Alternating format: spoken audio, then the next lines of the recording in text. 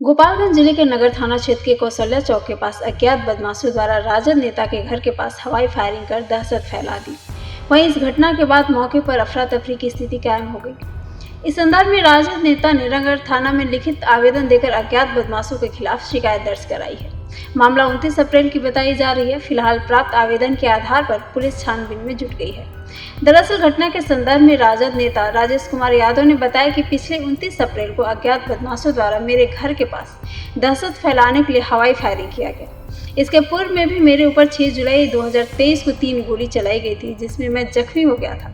इसको लेकर थाना में आवेदन देकर नामजद लोगों पर मामला दर्ज कराया गया था। बावजूद मुख्य आरोपी अभियुक्त को अभी तक गिरफ्तार नहीं किया गया है।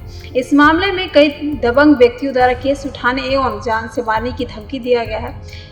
अपने परिवार के जान माल की सुरक्षा को लेकर मैं दिल्ली में शिफ्ट हो गया। मेरे घर पर ना रहने के कारण 29 अप्रैल को हवाई फायरिंग किया गया।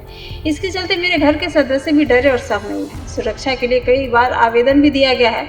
मुझे डर है कि जान से मारने की साजिश रची जा रही है। वहीं उन्होंने एसपी अवधेश दीक्षित से गुहार लगाते हुए अपराधियों को जल्द से जल्द गिरफ्तारी की मांग की है। 29 तारीख को हमको टेलीफोन द्वारा सूचना मिला कि कुछ अपराधी हमारे घर के बगल में आए, दुकान से गुटखा खरीदे, सिगरेट पिए, वहाँ कुर्सी पर बैठे और वो वाच किए। उसके बाद से बाइक पर बैठने के क्रम में फायरिंग किए निकल गए। और ये घटना जो है किस उद्देश्य से हो रहा है, हमने एप्लीकेशन दिया, थाना में दे दिया है अज्ञात के ऊपर।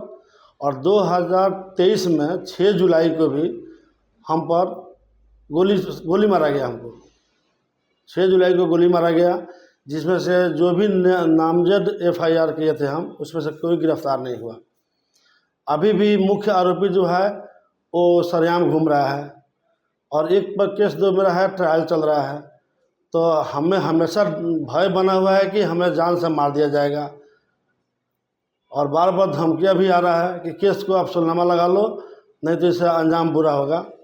और मैं आप लोगों के माध्यम से बता देना चाहता हूँ कि इस तरह से घटना हमेशा ये चलता फिरता रोड में, यहाँ से महज आपको ½ किलोमीटर थाना नहीं पड़ेगा। इस रोड में बराबर गोली से बर्दाश्त किया जा रहा है। इस पर प्रशासन को कड़ी निगरानी रखना चाहिए। और हमने हमेशा आवेदन भी दिया सुरक्षा के लेकर, कोई अभी तक ध्यान प्रशासन के मेरे तरफ नहीं आया। जो कि आज मेरे दरवाजे पर गोली चल गया, कल हो सकता है हमारा जान चला जाए। इसका जिम्मेवार कौन होगा? अगर जो भी अपराधी पूर्व में मेरे साथ जो गोली चला वो भी अपराधी घूम रहा है और ये भी जो गोली फायरिंग हवाई फायरिंग हुआ, ये अपराधी नहीं गिरफ्तार होते हैं तो हमें अपना जान के हमेशा खतरा है। इसका जिम्मेवार यहाँ का प्रशासन होगा। लगता है आपके ऊपर हमला हो रहा है कि उद्देश्य क्या है इसका, क्यों हमला हो रहा है? देखिए, यहाँ लोगों के अपना वर्चस्व कायम भी। गोपालगंज जिला जो है अपराधियों का अड्डा बन चुका है। गोपालगंज जिला अपराधियों का अड्डा बन चुका है। यहाँ पे चुन चुन करके गोली मारा जा रहा है और ख़ास करके एक समुदाय के ऊपर, यादव वर्ग के ऊपर खास करके गोली मारा जा रहा है और घर के पूरे नरसंहार किया जा रहा है। हम अपने घर के इकलौते हम वारिस हैं। हम पर भी किसी के साथ क्या दुश्मनी है? हमारे साथ तो दुश्मनी तो पहले से ही हमारे राजू पांडे के यहाँ से चल ही रहा है, जो कि नेम्ड एफआईआर भी है और केस भी मेरा ट्रायल में है। तो हमको तो वही लग रहा है कि वही उद्देश्य से केस को ख़त्म करने के लिए हमको मारने का प्रयास किया जा रहा है।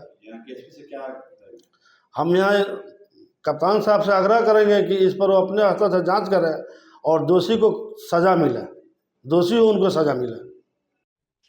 2 आदमी थे, आए और यहाँ पे बैठे हमारे दुकान के सामने और गुटखा खाए, सिगरेट पिए और जाते वक्त हमारे दुकान से थोड़ा सा 20 कदम आगे जाके पिस्टल निकाले और फायरिंग, एक गोली चलाए और फिर थावे की तरफ निकल गए। किस साइड में फायरिंग किए थे? किसने घर से? घर पे, हमारे घर के सामने ही किए हैं, दुकान के सामने। मैं किसी घर पे फायरिंग किए थे?